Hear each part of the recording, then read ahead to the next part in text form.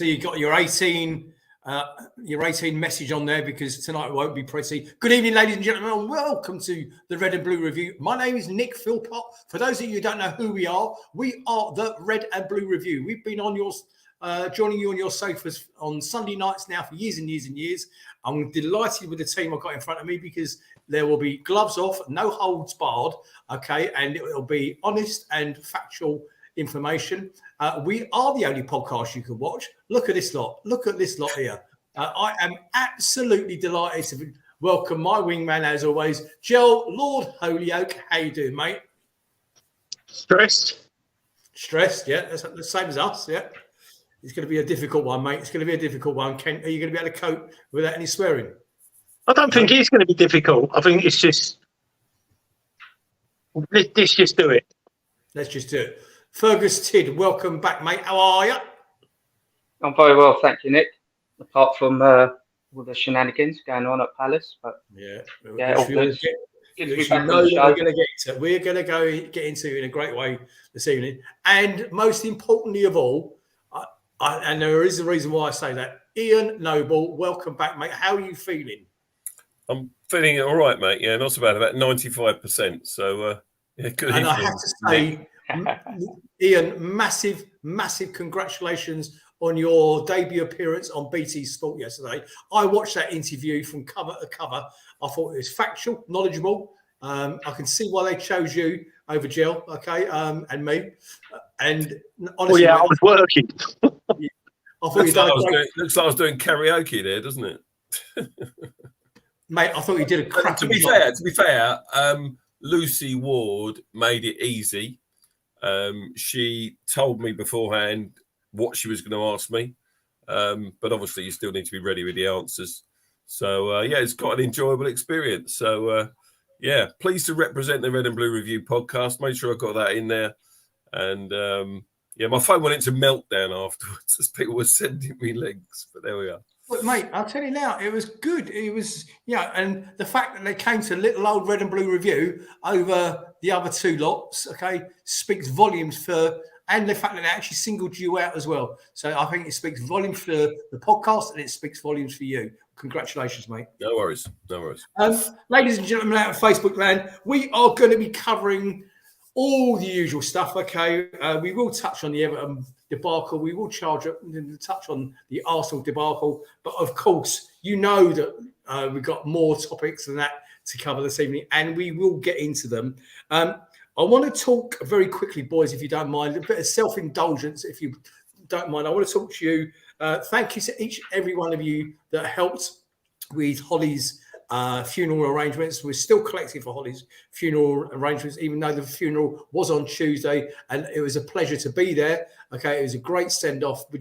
What we're doing now for the Sheffield United game is we are going to be collecting in the fan zone, just helping the parents a little bit, okay, who are short of money. The mobility company have now removed their vehicle, okay, because obviously the passing of Holly, they no longer need a mobility vehicle. So we are still helping with that. We covered the whole cost of the funeral and the burial. I saw, you may well have seen on social media, Claire actually posted a video of the beautiful horse-drawn carriage and white carriage and white horses that you guys have all contributed to. So I thank each and every one of you. I spent good time with Claire as well the other day. She is getting there. She's still struggling. Of course she is. How can you ever reconcile something like that? I don't think you ever can. She is also receiving professional help, which I think is absolutely essential. And that goes out to each and every one of you. If any of you are in a similar sort of position to Claire, or you've got mental health issues of any description, please seek medical help. Okay, please seek professional help. We're always here to speak to anybody if anybody needs that help, but we're not professionals. We're just guys that love our football club, warts and all. Get yourself some professional help. So thank you for that. Right, so where should we start? I want to start, before we get into the Everton game, we will touch on the Everton game.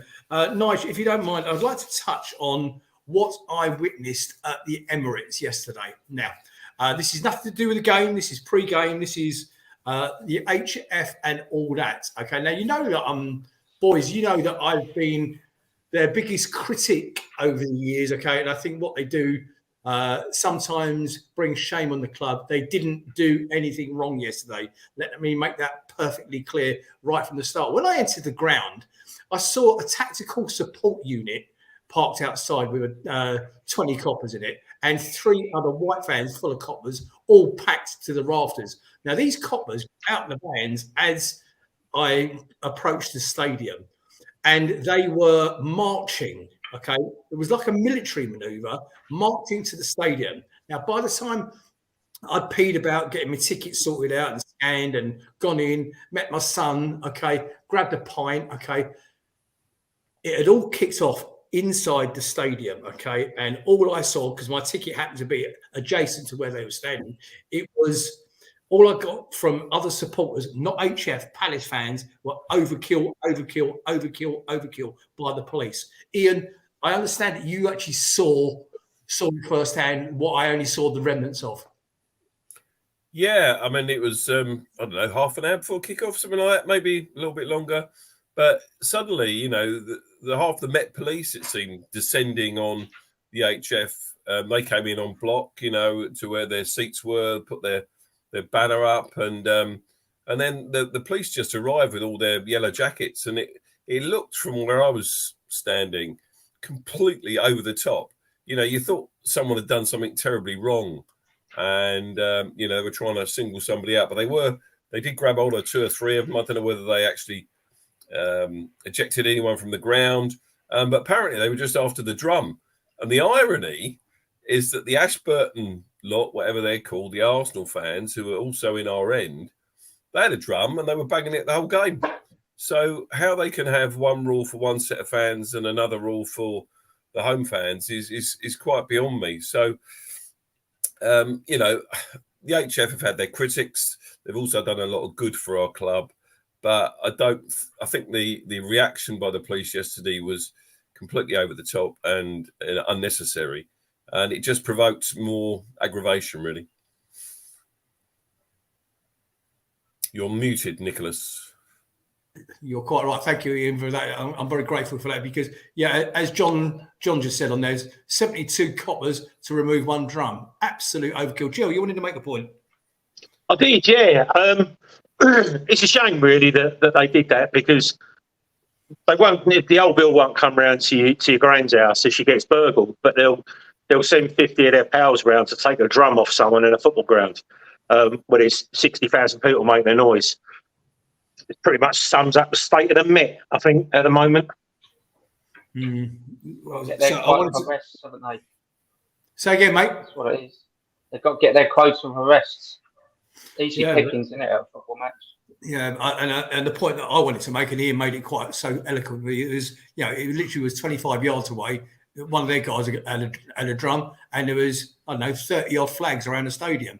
You know, exactly what they were pulling the HF lads for. So, HF lads, yeah, you know that we haven't always, or me particularly, hasn't always been positive about you, but I'm positive about you tonight. You sung well yesterday. You backed the team. Okay, we'll come on to the demonstration later on in the show. Of course we will. So well done. Okay, you did nothing wrong. And Red and Blue Review are right up behind you. Guys, I also want to start the show if you're in. Yeah, I mean, can I just add there, Nick? I sort of agree with most of what you say there about the HF, but I don't think the flares were necessary at the beginning. We talked about this pre-show. You know, they were just trying to show who was boss, I suppose, with the flares, the red and blue flares. And, you know, it didn't affect me. I'm okay with it. But some people suffer from asthma, and that smoke was pretty thick and pretty sort of toxic, not very pleasant at all. And I think, Ferg, you mentioned pre-show that they said on the commentary on TNT Sport that the pitch was shrouded in this smoke just as the game kicked off. Wasn't pleasant at all, unnecessary. And I just think that's not needed, but I can see, I suppose, why they think they need to do that kind of stuff. Yeah, they were quick to mention the fact that it was the Palace fans that instigated it. So, of course they were, because they're playing a top tier club. Of course they are. I'm just going to cough. Excuse me, boys. Yeah. Yasmin said there that Alice and her had to, use their inhalers once they've done that. So that's the kind of thing that's unnecessary. It does affect people's health, and people need to be aware of that. But I'm sure the HF don't particularly care when they set their flares off. Indeed. And I also wanted to make a point of saying I'm looking at 2 separate feeds. I'm aware that there's over 100 people watching this live in your living room on a Sunday evening, and you've given up on back-to-back defeats, okay? One out of the cup, one in the league, and one of them a very heavy defeat. Thank you to each and every one of you, wherever you're watching in the world. The stupid thing is that one of the feeds I'm looking at is actually showing there's 5 people watching, but I'm aware there's in excess of over 100 of you watching us live. So thank you. I can't see your names because, as I say, the feed, I can see Teresa's out there, Martin's out there, Steve Chandler's out there, but I've got nobody else in this particular Facebook user. Yeah, Facebook user. That's probably Andrew Adams, mate. He always starts the show off as a Facebook user. You can probably see more of them than I can. So where should we kick off, boys? Who wants to? So we departed once again from the FA Cup. You would think that with this being the last season, and we know that it will be the last season, our current manager has an opportunity to win any sort of silverware, that we would go hell for leather and absolutely back the cup. And I was quite so Nigel, have you got the lineup there for the Everton game, please? Yeah, I was quite surprised with the quality of the with the lineup, and I thought he was actually going to go with a much weaker lineup than that. Henderson, Klein, Geehee, Anderson, Mitchell, Richards, who I want to talk to you about in great detail on the second half of this. Lerma, Franca, Eze, Schlupp, and Mateta. Thank you, mate. And no, that's the. I was going to say that. That's the replay. That's the replay. And Johnson, Klein. Yeah, I was going to say I don't know what he was doing there. But there you go. That's the lineup. That's the lineup. So Klein, Anderson, Geehee, Mitchell, Lerma, Richards, Eze, Hughes, Schlupp, and Edward. Okay. So who wants to say a few words about the Everton game, and we'll just cover it off and touch base on it because we obviously got much more. I'll kick it off. I think that the home game on the 4th of January, it kicked off the third round, didn't it? It was the first tie. It was televised. It was the kind of evening where probably neither club wanted it played that night, when they would have preferred a Saturday afternoon maybe. Everton travelled in their numbers to Selhurst. And I think it was a reasonable crowd. I didn't go. I wasn't well. But I think it was a reasonable crowd and a good atmosphere. And as we've seen already, a strong lineup. In fact, Everton as well selected a strong lineup. So both teams sort of set their stall out to want to win the tie. It was goalless. The stats are fairly even there, as you can see. Nothing between the sides whatsoever. There was the incident, of course, with the sending off in the second period, which gave us a modest advantage for about 10 minutes. Red card subsequently overturned, rightly so, in my opinion. I never thought it was a red. This is one of the rules about the FA Cup, which I really do not understand at all, is that how you can have VAR in some games and not in others in the same competition just seems ridiculous. And that was our chance, really, our best opportunity to go through. And I don't think we did enough in that game offensively to have won the tie, and it was proven with the goalless draw, the result. I'll leave that there, see if anyone else wants to come in before we talk about the replay. But it was a dire game, wasn't it? I mean, it was, as you rightly alluded to the fact that Everton travelled in their numbers, Ian. I felt for them because it was a foul night, an awful night at Selhurst Park. The game was as crap as the weather was. Okay, both teams played appallingly. There was nothing in that game, and then they had a 6-hour journey down, coupled with that weather, and then a 6-hour journey back again. It was bloody awful. Jerry, you got anything you want to add to the first game? Did he take Eze off? Didn't he? In the replay. That was in the replay, mate. Okay. That was in the replay, yeah. I just want to say about the red card. I think it was a bad tackle. It wasn't a red card. What the referee should have done at the time was just yellow card him and then just carried on. The fact that he didn't, he let play carry on, meant VAR had to go back and look at it. And then, of course, they're talking in his ear and saying, "Oh, you've got to have a look at this." And I think he's made this decision even before he goes to the monitor. He knows he's going to give him a red card, which is the wrong decision. But as we all know, you can be Darren England and completely ignore the people at Stockley Park. He's not just done it once; he's done it twice to us. But that's what I'm saying. So if he didn't think, if he, the thing is, I think there's 5 people at Stockley Park that are giving an opinion, and generally 5 against 1. You know, I think that's why most of them don't get overturns. The other thing is with these VAR decisions is that they watch it back from several different angles in slow motion. You know, at Stockley Park, and then when the referee's asked to look at the monitor, they watch it in slow motion. Now, things always look worse in slow motion. Yeah, I agree. A violent challenge. You know, yes, he was a bit over the top. He showed his studs, but he wasn't violent. He didn't hurt the player. At the time, in real time, the referee, as Ferg says, doesn't even book him. So how can it be red? You know, I just think it was a poor decision. And I think, ultimately, they got it right because they appealed and they overturned it. So, you know. But saying that, didn't Klein have to be substituted subsequently because of that? Because he did catch him. I mean, it's not one of those ones where they get out of the way, go up in the air, die or look like they're dying for 15 seconds, and then someone gets a yellow or a red, and then they get back up. They're the ones that should be rescinded. Those cards. But I mean, for me, it could have been a yellow. It could have been a red. I mean, you know, everything is down to interpretation, but. I mean, that was his first. We were talking about it the next day, Nick, weren't we? It was his first ever red card as well. Everyone said that he actually isn't that kind of player. He's committed. I mean, that'd be lovely to see some of our players go in like that. I think the refs just need to be stronger. They just need to say, "I made an on-field decision. I'll check it. I'm going to stick with my on-field decision if I'm not persuaded otherwise." The Liverpool one, typical. Hughes fouls the Liverpool player. The ref actually puts his arms up. He actually makes an on-field decision. Play on. He's seen it. He doesn't believe it's a foul. We get the penalty. He goes back to VAR, and someone in Stockley Park tells him, "You've got to overrule the penalty. It's a foul on Hughes." He'd already made an on-field decision. What he should have said was, "I made that decision. It's the right one. In play, it's a penalty." But they're not strong enough.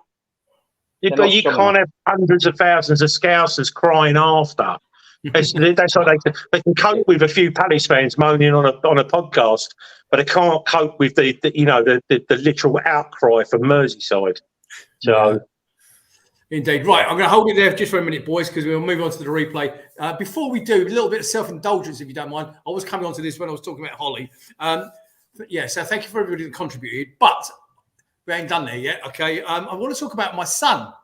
Forgive me, okay? Forgive me if you don't mind. My son, Sam, 24-year-old, currently suffering himself with an ankle injury, is actually doing the London Marathon, okay? He's in training for the London Marathon. And he's doing it for MenCap, okay, on behalf of MenCap. He's currently a little bit short on his minimum requirement. Can you believe MenCap put a minimum requirement of what they want? On your screen there, ladies and gentlemen, is another one of Nigel's QR codes.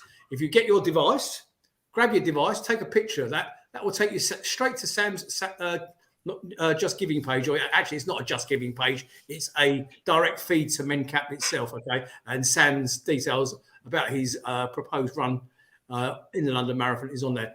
If you feel the need, if you feel the want, if you feel kindness in your heart, just drop them a few quid and wish him luck. On behalf of say you got the message from the Red and Blue Review, so he knows that I've done this, okay? And I would be very grateful because I just want to give him a little bit of support. He was out last night. He came back hobbling with a bloody ankle injury, and he's gone back out again today when he probably shouldn't have done it. If I'm brutally honest with you, but he's still doing it anyway because he is determined to finish the 28 point whatever it is, 6 miles or whatever he's got to do. So he's currently upping his training as opposed to taking it a little bit less. So that's that. So thank you for that. And thank you for the self-indulgence. So we're going to move on, if you don't mind, to the replay on what night was it? Wednesday night, was it? Was it Wednesday? again, congratulations and well done to the few hundred that did make that travel. Okay, fair play to should be more commonplace in the game than it currently is, but they gave free travel to the away game and free coach travel. So I know Grant took advantage of it because he obviously got his ticket, and apart from his ticket, it cost him $0 to get up there and back. Albeit, I don't think they got back until something stupid like 2:00 in the morning. So if you made that journey to Goodison Park on Wednesday afternoon or Wednesday evening, congratulations to you, especially after what you had to sit through. Ian, over to you. Yeah, actually, it was 4:00 in the morning. I was talking to Yasmin yesterday. She was there, and she's done every game this season, so well done to her. But 4:00 in the morning wasn't for me. I decided I wasn't going to go. So I wasn't going. It's not on terrestrial TV or Sky or anything. So I thought, how am I going to watch this game? Ferg says to me, I've got a stream. He says, I watch every game on streams. Come round my place, no problem at all. So I turn up at Fergus's with a few beers on Wednesday night, and we sit down, and he goes through all his channels, all Australian, Russian, American, you name it. Can we find a channel? Not in your life. So we ended up listening to it on my phone on BBC Radio London commentary, watching without the sound Blackpool versus Nottingham Forest. So, Ferg, thanks for your hospitality on Wednesday night, mate. I know it's not every game I watch, Palace. I do go to the games, but the ones I can't, I watch. But sorry, Ian. Yeah, never mind. So, do you want me to talk about the game? Yeah, okay. Listen, I didn't see it. I think I would sum it up by saying it was decided by a moment of brilliance that won the game. You know, the goal was, a quality free kick. That said, I think our wall could and should have done an awful lot better. I think that's a really good image. You can see Richards is getting up there, whereas the other two on the right just aren't jumping quick enough. And if they do jump, they probably stop it. So we were set up and we didn't defend that as well as we could and should have done. But it was still nevertheless a very, very good free kick. And so you've got to give the Everton lad the credit for that. Now, we did create chances. There were some big chances in that game. I think certainly Mateta had one. Somebody helped me out in terms of Edward had the best chance. And Eze was on his game. Now, Eze got taken off after 64 minutes, as did both fullbacks. We set up with three at the back and then the wing backs as well. And of course, Roy's got one eye on Arsenal.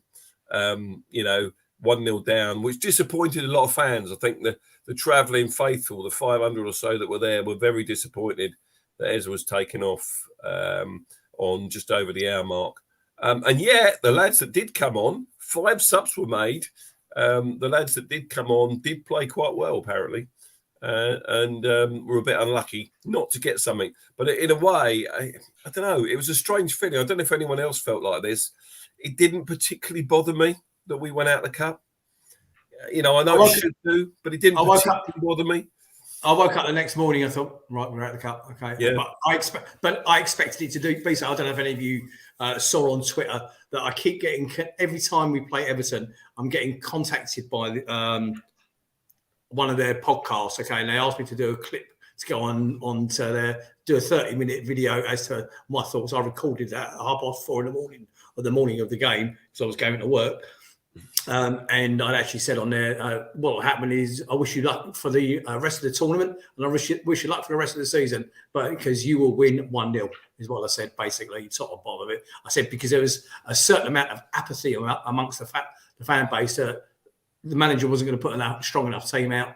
I think in going back to your point about Eze coming off on the 60-odd minute or whatever it was, the manager did try and clarify that a little bit, is the fact that he's coming back from a long-term injury, and he was also, and Gell's about to throw into his bucket there, so he was semi-protecting him from that long-term injury, and Gell's going to say, well, he's fit enough to play, but he was also trying to, I think he had 1 foot, as you quite rightly said, Ian, looking forward to the Emirates, without Elise and Eze on the pitch on yesterday would have been a bit horrific. Gerald, did you want to make a point? No, not really. I mean, you just said it. I always think that you should and should play your best team. We've had a lack of games in recent times, and again, if you're fit enough for the bench, fit enough to play the whole game. I just don't get it. The only way that I think I could ever look at someone being a 30 or 40-minute player, 30-minute player, would be if they were in their late 30s. As simple as that. They're professional athletes, get tens of thousands of pounds, to do something that most of us would do for nothing. It just stresses me, and protecting players for a game that most of us, most of us would, if you'd have looked at it in a cold light of day, knew we were going to get our backsides handed to us. We very, very rarely go to the Emirates and do well. There's always goals. Generally, it's always loads for them. So, right, thank you, mate. Ferg and then Ian. I was just a little bit frustrated. I think after the first game, they kind of owed it to us to go up there and actually try and win. But it just felt like we did have chances, but it was like apathy. It was like we're just going through the motions, and there was no real, we really need to win this. But it just seemed a bit flat. And what's more frustrating is he makes the substitutions at the end, so he's almost giving up, and it's only 1-0 to protect players for the Arsenal game, and then we go and capitulate what we do against Arsenal on Saturday. Great point. Yeah, the Arsenal game, we'll come to that, but that's a different conversation, isn't it? But it would have been a win at Everton. I think confidence-wise for the players and the fans, it would have instilled a little bit of confidence. And yet, I think we all knew deep down that we weren't going to win that. We weren't going to put the effort in. The cup was going to come to an end. Well, and we were going to lose at Arsenal anyway. So I don't think there was a lack of effort necessarily. It's difficult for me because I haven't seen the game. I haven't watched it, which is really unusual. But from what I've read and the clips I have seen, I don't think there was a particular lack of effort. I think they did their best, but they just didn't have enough against a decent Everton side who were playing at home with a home crowd and all the rest of it. And towards the end with the 5 changes, it wasn't our strongest 11. There were changes and people that haven't had many minutes that were on the pitch. When I say effort, Ian, I'm not talking about players. I'm talking about management. I'll fight on that. Keep your powder dry, boys. I'm coming to that. Okay, Jill. I'll tell you what annoys me. Every time I hear, like you've already said that Roy's alluded that he wanted to protect Eze. But look, protects our best players. Do what Liverpool do. Bring 7 of the kids, but 7 of the youngsters. If you're really, really not interested, you're only interested in staying in the league, which is pretty much his priority, 99% of his priority, then make it obvious to us. Don't lure us and put out what looks like a really strong side and then literally roll over. That's Roy ball. We've had years of that, and that binned him off last time. Play the kids. He doesn't. I know he doesn't like, but don't even do what Klopp used to do. Don't even turn up. Get Paddy McCarthy to do it. Seriously, no one's going to go mad. I reckon half the fan base. I'll tell you what. I reckon all of those people, most of those people, would have gone up there if it was half of the 21s, 24, whatever. Half of 6 young players being given a choice, they still would have gone to that game. I just get, if that's what we are literally 1 or 2 games in the cup. Look what happens to the club when we do go on a cup run. Look what happens to people. How does people like Paul Bristow, who spends God knows how much and goes out, maybe not spends, but travels, and people that come over from Ireland and other people that travel from Canada for games, and then they get treated to abject performances. And any time we have used to.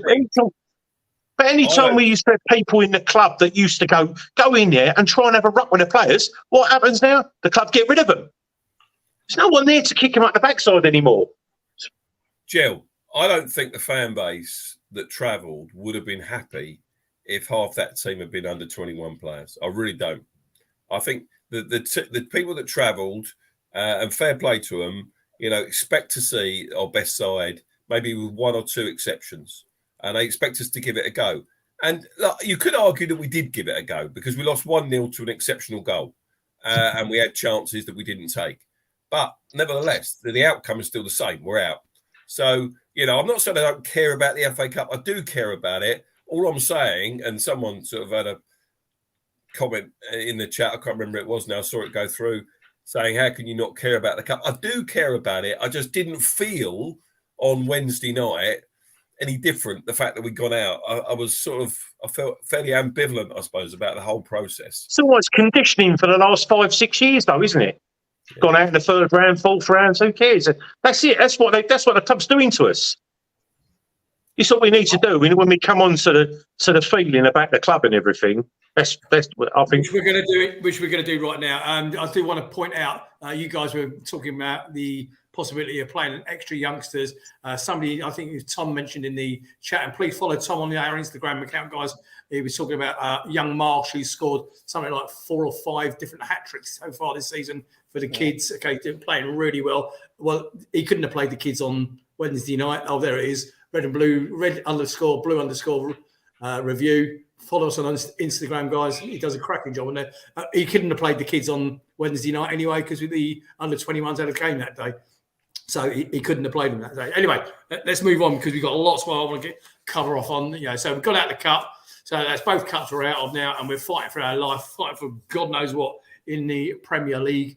Palace have now won just one of their past 11 Premier League games. In their position in the table is looking increasingly precarious. They are 14th, 5 points above the relegation zone, but having played more games than Luton in 18th. The visiting fans made their frustrations known towards the end of the game as they displayed a banner saying, wasted potential on and off the pitch, weak decisions taking us backwards. And there it is. Okay, so we're going to cover that off shortly. But first of all, Ian will talk us through the goals very briefly, and then we'll come on to the cancer in the club. Yeah, okay. So, full of optimism, really, to some extent. It's a good lineup.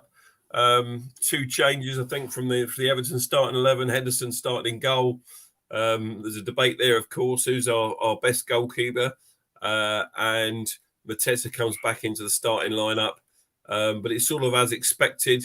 As I said in my TNT interview before the game, 3 international centre-backs lining up in the same Crystal Palace 11. Can't remember when that's happened too often. And, we're up against an Arsenal team that have had a week in the sunshine to prepare for this. And we've had that trip to Everton, and we've already said it knocked our confidence because we lost the game. So hardly the ideal preparation. Clearly, they had a better opportunity to prepare than we did. And they are a good side. They're not in. The league doesn't lie. They're decent.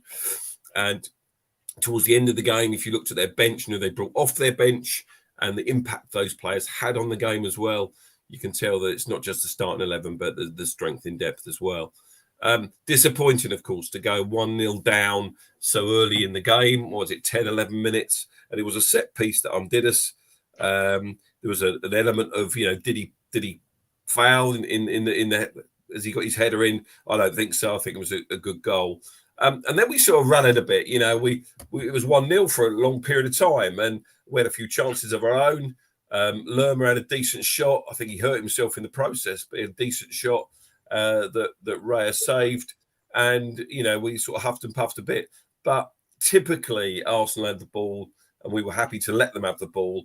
And if you look at the analysis of it, really, they had too much space. They had too much time to pass, pick their passes, pick players out, and 5 at the back patently wasn't working because we were getting overrun in midfield. They had other corners that, before they scored a second goal, of course, one hit the woodwork and it was close. And then they had the second goal, which I'm quite surprised went down as a Henderson own goal because Gabriel got his head to it and I think it was going in, but some reason came off Henderson and it went down as an own goal. And we go in 2-0 down at half time and we think, this is fairly typical. If we finish a 2-0 defeat, it's probably not going to be too bad. But that's how we went in at the break. Nick, you're muted at the moment. Yeah, I wanted to the first 2 goals. Jill, I know you're going to be talking about goalkeeper Henderson later on. Okay, now I will give you the opportunity to do so. But boys, I would like to ask your opinion on the defending of both those set pieces. Okay, bear in mind we haven't scored off a corner all year. Well, if we can't score off a corner, surely we know how to defend off a corner. To me, we had 2 weaknesses in our team. Okay, yesterday. Gel's going to talk about one of them later on. I know he is because he mentioned it to me on the phone earlier. The other one for me yesterday was Richards. I thought Chris Richards had a poor game. He was responsible for both of those goals that Ian's just talked about. The second one, which was worse than the first one, I'm actually talking Sam through what happened in the first goal as he took the corner for the second goal. I said, watch, he's going to do it again. He's going to do it again. He's going to do it again. And guess what? He did it again. He just followed Gabriel round. Okay. Gabriel's going round in circles, trying to avoid Richards. And Richards had made no attempt to get anywhere near the ball on both occasions. It was abject defending by Richards. And I think yesterday we saw his weaknesses, if I'm brutally honest. I know you've been an advocate of his Ian over the course of time. Jill said get him on the pitch. I thought he was pretty poor yesterday. Anybody want to argue with me? Jill? Go. Yeah, I mean, it's something got. So while you're saying that, I'm watching the goals again. So the first goal, he got the jump. Gabriel got the jump on him, and the way that he got the jump on him, he hung, made it impossible for him to get up. That was it. He couldn't get off the floor. The second one, he outmuscled him at the far post. So if you had one bad game, you're going to absolutely cane him for having a bad game. He's played really, really well this season. Wherever he's been put, right back in the centre back, in midfield. I mean, he's just become the modern Ward, where Ward can play virtually anywhere for us, and that's what they're doing with Richards. They're hanging him out of dry. It's typical Palace. You have a player who is pretty decent at the back, and then when we need him to play at the back, don't play him at the back. But he had his worst game, third. Well, yeah, but a lot of people had their worst games. We lost 5-0. I think what you've got to remember is we bought him as a centre-back. We played him defensive midfield for a big chunk of the season. And then we're sticking back at centre-back away at Arsenal. And he needs to find his feet again. And I think he just struggled yesterday. He looked uncomfortable. He's trying to get back into his stride as a centre-back. And it just told. The first goal, I think, was a decent goal. I think the second one, they obstructed the goalkeeper. Now, how on earth was that not given? How was that not given? We don't make enough fuss about stuff like that. They did complain. To be fair, they did complain, but it was fell on deaf ears, didn't it? Well, it was checked by VAR, which makes it worse, I think. And they said no, the goal's good. Now he obstructed the goalkeeper. He made no attempt to play the ball. He pushed his back into the keeper, obstructed him. I think that's a free kick. There's probably, Paul Bristow might have an opinion on that. I know he's an ex-ref, but for me, I thought that should have been a foul. And it should have been a free kick to us. But frustrating. Have you seen the way that they dealt with Anderson at any set pieces? Yeah, they literally stood him behind and then just fell into him. Like I had it freeze frame just a minute ago. They fell into him, and it stops him from doing anything. And then of course, if it's the other way round, we score, they get a free kick because their player's fallen over. Okay, what you've just done, Jill, is you've just walked me straight into my point. Okay, and my point is, and thank you, Dawn Palace, you're the only one out there that's actually come up with the same thing. Who put Richards on Gabriel? Okay, you could argue for the first goal, perhaps it could have been different, but it wasn't. But to allow it to happen again, whatever it was, 6 minutes later for the second goal, who put Richards again on Gabriel when it should have been the player that Gilles just alluded to. Now, in my opinion, okay, Ian, I know we're going to cover the rest of the game quickly, okay? In my opinion, that is the absolute archetypal lack of leadership on the pitch. Okay, we don't have that leader. It should have been one of the centre-backs, okay, and I'm talking about Geehee or Anderson saying, oi, we saw what happened in the first goal. Don't let it happen again. I'll take him this time. Okay, you cover whatever he was trying to do. Okay, to me, that's a lack of leadership. Any thoughts? I don't think they've got. There's no nous there at all to do that. They haven't got the remit to do that at all. They've got their jobs to do, but clearly it was a complete mismatch, wasn't it? Gabriel on Richards, both time, complete mismatch. But Jill hit on the point of they stopped Anderson getting involved, and they covered this on Match of the Day. Trossard just blocked him for the first one. He would have got his head on something, but he couldn't move because Trossard just stood in his way. And it wasn't necessarily a foul, but they got away with it, and it was all part of their set piece. They worked on this, they really had. So maybe we were just outfoxed, outdone by better tacticians on the day in terms of their corners. But they had the majority of the ball. They had the ball in the final third more. Therefore, they probably deserved to score the goals. And they could have argued they could have gone in more than 2-0 at half time. The chances they created. But and we did block a few. There was one occasion when I think it was Richards. It could have gone anywhere, and it sort of ricocheted off him and went over the bar. But it could have gone in easily. So, to some extent, we were fortunate to go in at just 2-0 down at half time. I think as well, at corners, if you watch us have a corner, none of our players spin off, make runs and cause chaos. But look at Arsenal and look at the way that their players are literally, some of them are running 20 yards in curves to get to different, and that's what does it. It's having a bit of tactical nous or surprise or planning, they were just basically more tactical. It's good. The thing against Arsenal, the thing with us and Arsenal goes back years and years of the time at Sellers Park when Merson peeled off the end of our wall and then not winning. They always seem to have something up their sleeve for us. But yeah, I just thought we were out muscled. Set piece they were just more clever. They were clever. They were stronger. They were quicker. They're just everything, and nothing should. When you're trying, I know we're going to come to. I'll preempt it, but I mean, when you're going to come up against Martinelli versus Tompkins, I'm just saying, I'm 19 stone. You might as well put me there. It's the biggest. It's a mismatch. It's a mismatch. People would have preferred my cat to have been there. Because I'd go, look, instead of going, look, he's done it again. But that's what I'm saying. Let's come to that. Let's talk about the second half then. Yeah. Came out the second half. It started in a very similar veins to the first. It was all Arsenal all down the other end. And I said to Paul Gear, we're not going to see much of the ball up this end second half, are we? Really, we're not. But we did get the ball forward a few times, and we won a corner. And Eze caused a few problems. Every time we got the ball, he looked half dangerous, but he had no outlet. He really had no outlet. He had nobody to pass it to.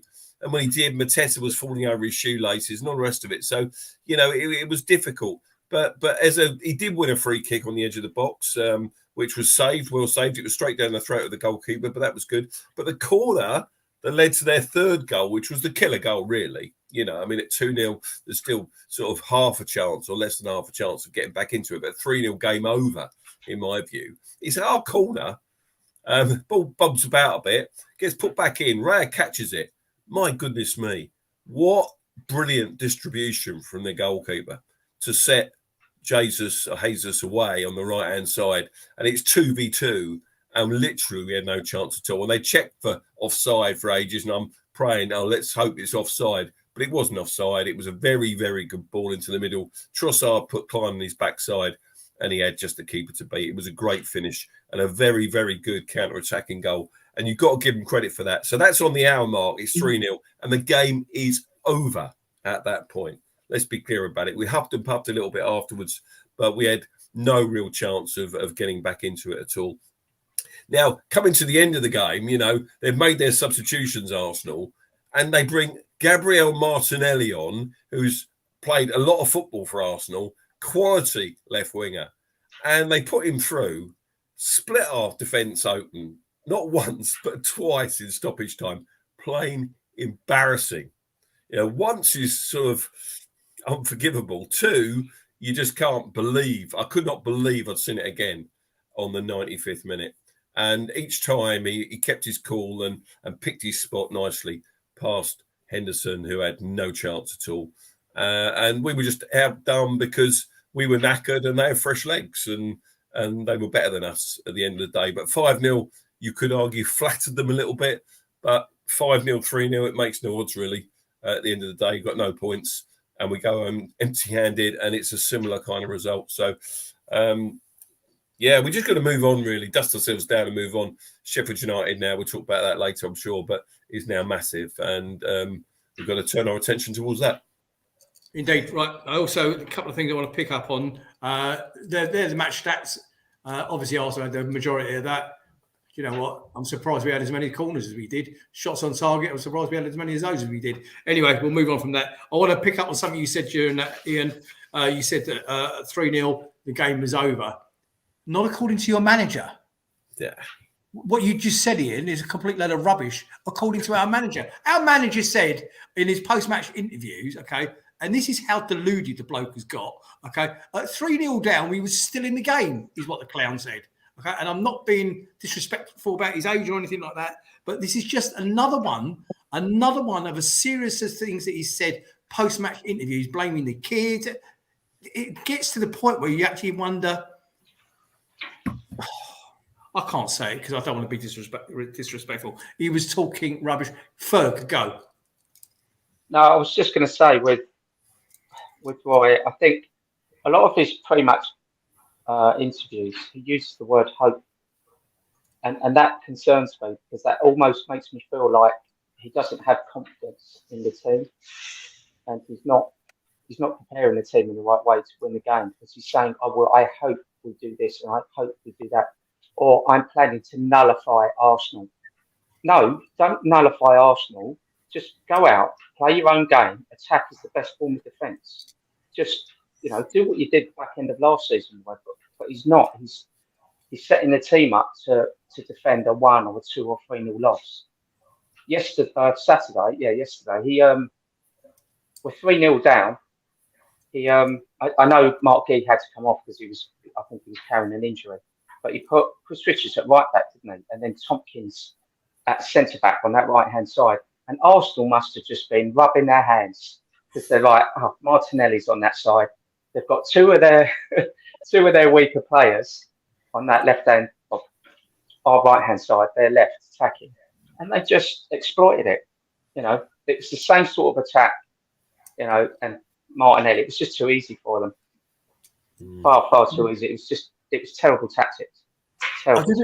I've just been sent a tweet from somebody saying that apparently Crystal Palace are the only team in the Premier League this year that hasn't started one of their under-21 players. Real Panel, I know you're there. Paul Bristow, I know you're there. Is that accurate? Are we the only team in the Premier League that hasn't started one of their under-21 squad? Remiss of me at the top of the show. Oh, by the way, I actually left the stadium yesterday feeling very spoiled. Oh, no, that's another one of his stupid comments, wasn't it? So we're going to draw a line on it there. We got stuffed, okay? That's the top and bottom of it, okay? At the top of the show, I should have mentioned Nigel Mel Blythe, please, okay? Very sad news. It was announced by his family this week, the sad passing of Mel Blythe. He was a great servant for the club. I think he was with the club twice, if my memory serves me right. But it is the sad news that Mel Blythe has finally sadly left us. Condolences to his family and friends from everybody at Red and Blue Review. So thank you for reminding me, Nigel. I appreciate that. Okay, so we're going to go on to the obvious subject, the topic of conversation next. Adrian Marchbank. Adrian Marchbank, I can see you've been very prolific in the chat this evening. Good evening, and thank you for joining us on the Red and Blue Review. And I appreciate your point of view, and I appreciate your comments. But one of your comments earlier on, okay, and I've made a note of it here because I wanted to refer to it when we start this segment, okay? One of your comments was, please not Potter. Now, Adrian, I know you're there because you literally just messaged about something else a minute ago. Do me a favour. I would like you to clarify as to why not Graham Potter. Now, we're all aware that Graham Potter was in the stadium yesterday. There must be a reason for it, okay? My understanding was Cooper was already also there. There's Mr. Potter right there making notes. What was he making notes on? Why has his child not got a coat on in freezing cold weather? Maybe while none of them, he's got a bobble hat on and none of the other two got bobble hats on. Okay, maybe it was that. That's what he was making notes about. I also, can anybody confirm for me out in Facebook land, Twitter land, anybody out there, did anybody actually see Cooper at the ground? Because the rumour in the ground it was not Potter was there and Cooper was there. It'd be very interesting if that was the case. But if it's not the case, if nobody can confirm that they actually saw Potter on the telly or anything like that, why would Cooper was there? Why was Mr. Potter there? Why would Mr. Potter be at a Palace Arsenal game watching us get a trouncing? He's an Arsenal fan, apparently, Nick. Is he? Yeah, I think. Is that right? I think so. What did you say, Phil? Sorry, I missed it. He said he's an Arsenal fan. He's an Arsenal fan. Yeah. If that's true, he would have to declare that. Like referees have to declare teams that they support, so they never get a chance to referee them. So, I mean, yeah, I know, but Potter would have to publicly declare that because otherwise he could just be accused of throwing games against Arsenal. I've never heard that he's an Arsenal fan, but you never know. Look on his Wikipedia, someone would have filled it out. Okay, whatever reason he was there for, I quite like the idea of Potter being Crystal Palace manager. I think he did a cracking job at Brighton. Clearly, Chelsea maybe was a bridge too far for him in terms of the size of the club and the expectations, but he's got Premier League experience.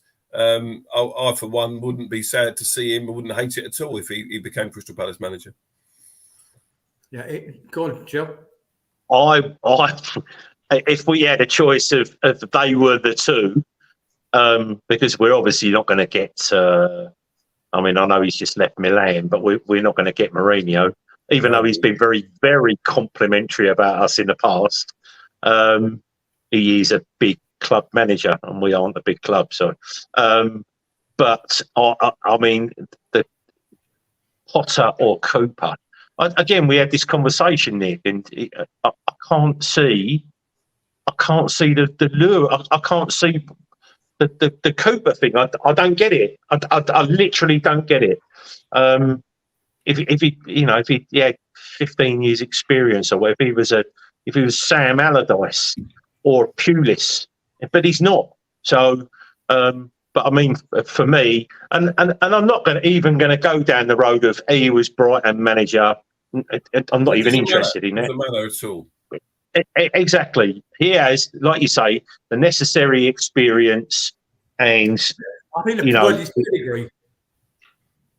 I think as well that I really hope I'm wrong, and I know someone will just go, oh yeah, well they had all the utmost respect, but when your back's against the wall at a football club, it doesn't matter whether you're 76 or 56, you're gonna lose the players, and our players I think literally. If they haven't already capitulated, I think they're one game away from capitulating, and that would be really dangerous for us, because then it would almost be we'd have to be looking at getting rescued by someone like Allardyce.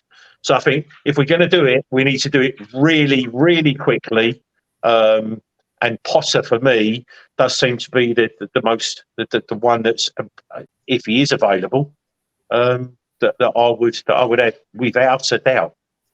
Okay, thank you. Fergal, coming to you now. Okay, but before I do, Adrian, you've come back with 2 comments since I asked you the question. And one of them you said, what can Potter add to us? Thank you. Okay. And then you said, Cooper is a better fit. Clarify both, please. Okay. Because I'm genuinely, I think you're making some great points, but I'm genuinely interested to know your thought process. Just chucking out, what can you add to us? You're asking us a question after we've just asked you a question. Come on, put some meat on the bone, please. I really would genuinely like to know what your angle is and why you think Cooper is a better fit than Potter. Ferg.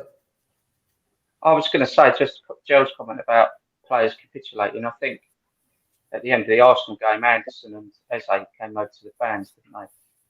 I think that's a form of apologising almost. And I think there was quite a bit of abuse held at Anderson, and the way he reacted, I think he used a few expletives and kind of waved his hand away at the fans.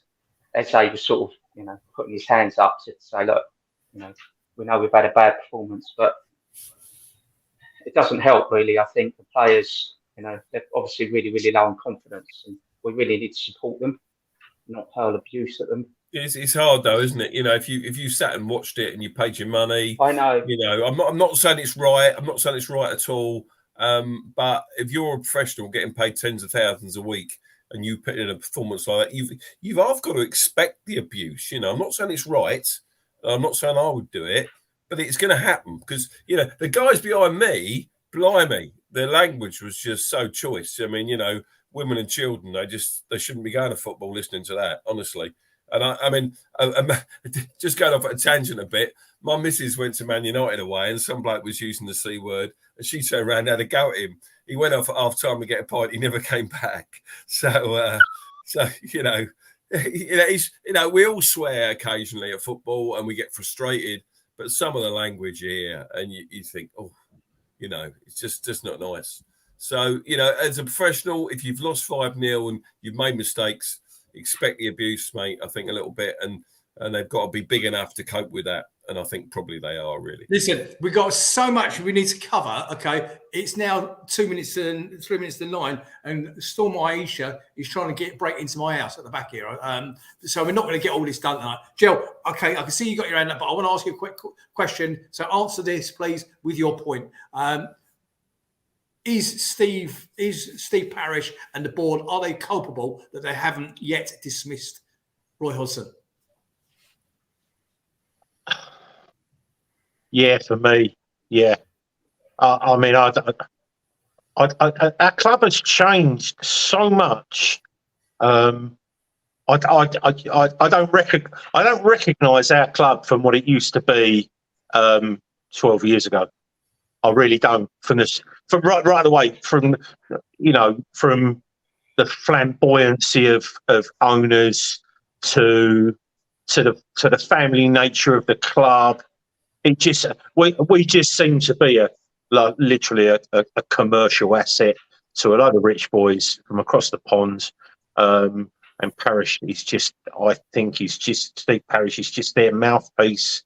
And anything else, I think there's a power battle that unless Texter was a squillionaire, a multi-billionaire, then these Americans, the other 2 Americans, have got us by the short and curlies, and without there is a saying that there's the chiefs and Indians. We seem to have a lot of chiefs, and I think that we, as a club, maybe we need to go from 3 or 4, or I don't even know how many people own us now. I mean, what percentage people have got? How much say they've got? It's very, very difficult. And for me, I think we need one owner, and just start again. Steve Jupp, I hope you're right. It says Roy will be gone tomorrow. I must quickly say hello, Ian. I saw you had your hand up, to Quentin Solden. Quentin, welcome aboard, mate. It's good to see you come over from the dark side after listening to the other mobs. So, but you're very welcome. Thank you very much for joining us, Ian. Yeah, the problem is the board. I said this in my interview yesterday with TNT that the Americans just aren't prepared to spend the money on Crystal Palace Football Club. They're the people with the millions. We have not got a Tony Bloom at Crystal Palace, and Parish's hands are tied, I believe. That's what I believe. Some people are saying it's not the case. You know, he can influence them. I'm not so sure. I think Texter's the man and Harrison Blitzer. I think all three of them probably could invest more in our club on a financial fair play basis to buy the players we really need. And we've talked about this, what we need, but they're just not prepared to put their money where their mouth is. You know, we've heard anecdotally maybe that Harrison Blitzer want out and they want to buy into Chelsea or another club. If that's the case, then they probably need to go. But it's a very difficult transaction, I think, moving from one Premier League ownership to another one. So, you know, the problem is the board. And until that gets sorted, you know, maybe we're always going to have this issue. We're always going to have this problem. You know, we simply have underinvested in this squad and we need to do better in that department. Okay, that's great. Thank you, Ferg. I am coming to you right now. And then Jill, I was going to talk about the transfer window. Let's do it now. We just have. Thank you very much. That's the transfer window done and dusted because it's been a complete load of garbage. Ferg, make your point. I was just going to say, I think the owners and maybe Parish are risk averse. You know, they're happy with mediocrity. They're you know, we're one of the very few teams. There's 80% of the Premier League teams now that are on the threshold of, you know, breaking the PSR profit and sustainability rules. We're in a good place. But there's also... Just say that again, Fergus. Fergus, just say that again. As a club, we're for profit and sustainability, we're one of the best clubs in the league, in the Premier League. Thank you for that. I needed you to clarify that. Joe, I'm coming to you. Yeah. A quote from the... I was just... Go on. Sorry, Nick. I just wanted to say, like, 80% of those clubs are on the threshold. We're in a good place in that financially, you know, we could potentially spend if the right players are there in the transfer market. We don't want to go out and just buy anybody. And I think maybe loaning them in until we get a new manager is probably the best approach. Because at the moment, we're close to the end of the transfer window. If you bring a new manager in now, he's got no time. He's going to be stuck with the same position that Roy's got. He's going to have the same squad, no investment. So you probably need to balance that out, really. But I do think there's positives. You know, we have got our academy, Cat 1. We have got the infrastructure potentially at the end of the season being built. It's not all doom and gloom for Palace. Thank you, mate, very much indeed. Joe, make it brief, please. We're running out of time. Brilliant. Right. So if a new manager came in, I think he would look at it that he's got 50 players to choose from. Roy looks at it that he's only got 16. Week in, week out. Seriously, you can absolutely guarantee that unless a player was injured, then he would be the first team is the first team, and he will not deviate away from that, no matter what. But if someone else came in who took a more of a view that we've got a ton of players and a decent academy, I mean, there literally must be. I'm not just saying this. There must be one kid, one youngster, 16, 17-year-old, that in our academy. And if there isn't, we are in a whole heap of trouble. But after all this time, is good enough to sit on that bench. We can all turn around and go, no, but you can all turn around and say there's not. But what you just said, we've got a 16, 17-year-old who scored 12 goals in 4 games. You're not listening to me. You're listening to yourself. I said Zach Marsh. Yes, we have. Well, that's it. So why isn't he? Why isn't he literally being brought straight in? Right, he's on fire. I'm saying play him from the start. I'm saying bring him in, chuck him on the bench, make him give him a look here. I just don't get it. Isn't David Ozo that player on the bench? Do you know what? David Ozo is a monster. He is going to be a beast. And sometimes you have to free the beast. You have to do it. Honestly. Another, Adam Marola, down the left-hand side. I only watched him twice. He just looks like a different animal. You know, he can play left back, can play left mid, he can attack. He's a fullback. I just don't get it. We'd rather play someone who's 30 years old at left back, a 34-year-old at right back. Okay. Listen, I don't disagree with anything you just said, but we should have booked a 2-hour show for this because we haven't scratched the surface. We haven't scratched the surface here. I'm going to read you a quick quote from The Athletic this week, okay? A very good piece. I've only 2 paragraphs. In the last few weeks, boardrooms of several Premier League clubs will have been very nervous places. Charges for breaching profit and sustainability rules were pending, with several executives may have feared that their clubs were in breach. One place where there was no sense of panic was Crystal Palace. The club operate on the lowest budget of the established Premier League clubs. Just verifying what Ferg just said. That's why I asked him to clarify it. As a result, a lack of meaningful revenue outside of the broadcast income, and have not invested heavily in signings over the last 2.5 years. So for those of you who are out there thinking we are in, the reason we're not buying any players is because of financial fair play and sustainability rules, it's complete and utter bollocks. We're nowhere near it. We're nowhere near it. Nowhere near it. So do not let anything you hear from the board tell you otherwise. We are nowhere near it. There are 5 clubs closer to financial fair play breaches than we are. Probably more than that, Joe. Very quickly, and I'm going to close. So there's a couple of points. I mean, that might be what saves us this year. However bad we're going to be and end up being, it might be points deductions, because I know Everton might be getting more. Wolves, Forest. That might be the thing for us. What worries me more than anything, and again, talked about this today, Nick, is that at the end of this season, the players that have any kind of value in our club, I'm sure Elise has already been, is going to Chelsea. I'm sure that, and if he don't go to Chelsea, what probably will go to Man United, and I think Newcastle will. I think they will eventually.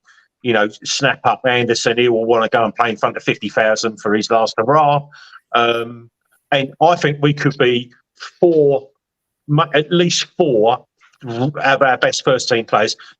I mean, Gay going is pretty much a given. Anderson going, I think, is a given. Elise going is a given. And probably Eze. Eze's had 4 years, but, it'll be the end of 4 years for us. He's done his thing for us. And I think that he'll be looking for broader horizons. Now, you take that out, all the club are looking at is 200 million quid. They're not looking at it from a fan point where we lose the spine of our team and all our best players. They'll just be looking at it, it's 200 quid. And then they can build that, the stand or whatever it's going to, they'll pay for half of it, whatever it's going to cost these days. I don't know. Okay. But that horrifies me. That really does. I mean, it's not all doom and gloom. We've still got each other, boys, and we've still got our club to fight. Listen, I'm going to have to wrap it up. It's 9:10, okay? I could go on. Seriously, I've got so much written down here that I want to talk to you guys about, but it's Sunday night, and some of us have got to go to work tomorrow, okay? Ladies and gentlemen, we will be back on, when did we say we're going to do it? Wednesday week? Well, you can if you want. We didn't say that, but, if you want to do another show. Oh, there you go. There it is. Sunday the 4th of February, we'll do a double header. The Sheffield, what is now a 6-pointer, I'm sorry to say it, 6-pointer against Sheffield United. And obviously, I'm going to be going down to the Amex to watch us hopefully put in a performance against Brighton. Okay. I am going down there. Ladies and gentlemen, thank you for joining us. Ian, Joe, Ferg, without you, I can't do this show. Nigel in the background, you are a superstar. Holly, rest in peace. Good night, everybody. Good night. Good night, everyone. Good night.